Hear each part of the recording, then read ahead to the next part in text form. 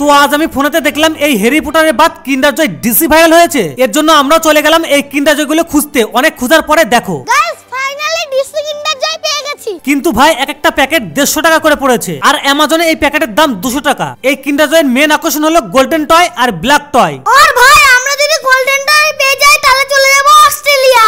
ঠিক আছে চলো সাট এবার লেট না করে আনবক্সিং করি। গাইস আমরা কি এর মধ্যে থেকে গোল্ডেন টয় পাবো? ফার্স্ট প্যাকেট গাইস দেখো রেড ব্যাটম্যান পেয়েছি। সেকেন্ড প্যাকেট এবার পেয়েছি মোবাইল স্ট্যান্ড। গাইস এবার দুটো একসাথে খুলবো, একটা পেয়েছি জোকার আর একটা পেন্সিলেশন কি পেয়েছি কে জানে। গাইস এবার আমি খুলবো তিনটে একসাথে।